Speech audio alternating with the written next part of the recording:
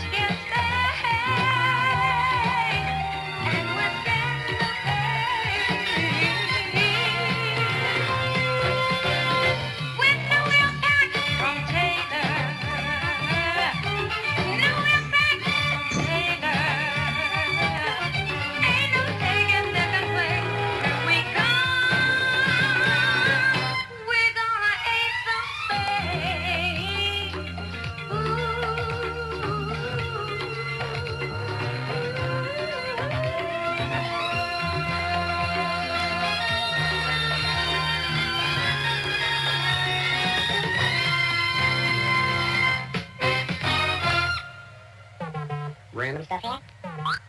It will be exciting. But you don't know the specifics yet, do you? The opportunity is fantastic. But to get it, you'd better have good weapons, sharp tactics, because it's a tough, competitive universe out there, isn't it? Some of those competitors can be pretty mean and aggressive.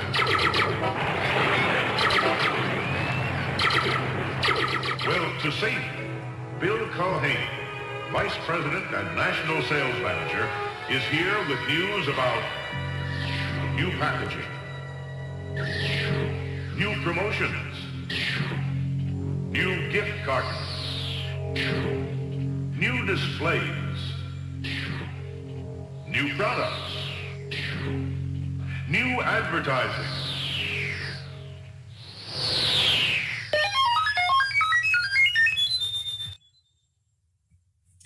So that segment comes from a 1978 marketing film that Bill Stokes Associates produced for Taylor Wines. And Don, we could not invite you onto Archive Dive without asking you about this film because it is a longtime staff favorite at Tammy. So do you recall anything about its production? What can you give me? All right. So it is the example of a typical corporate sales meeting production. It was produced for Taylor Wine, Great Western Wines through Ackerman Advertising in New York, who was their PR agency. The character Golden Man was played by one of the marketing directors for the agency. And since Star Wars was still big and hot at that time, that was kind of the theme that they wanted to try to get their people excited with. The films were used to show all of the people that actually were like the salesmen to go out to liquor stores and grocery stores and all to sell and stock the wine, so that they would know what products were coming up, all the promotional items, all of the new point of purchase displays, and to teach them techniques for marketing, selling their wine. That's where I learned the phrase right-hand pull. If you go in the grocery store, you'll notice that all of the larger bottles or items are staged to the right of the smaller ones, so that as right-handed people being the dominant population, you reach with your right hand, you'll be more likely to grab the larger size than the smaller size. So it's things like that to educate the public. So we shot that on our soundstage in Dallas. Visual effects were done on our Oxbury animation stand. Pretty limited visual effects by today's standards. Yeah, they look pretty good. Trying to think what else. You'll see a little Wizard of Oz influence in there with the mode. Yeah. Any other things that kind of you have specific questions about? I'm just going to ask, as you said, it's a great example of a corporate or industrial film production, which is probably not what immediately comes to mind for most people when they're thinking about filmmaking, but is of course this massive industry. So how would you describe what industrial film production is? And, like in the nitty gritty, like, is there much of a difference between industrial filmmaking and like film and television production? The primary difference is you're dealing with long form as opposed to television commercials being short form.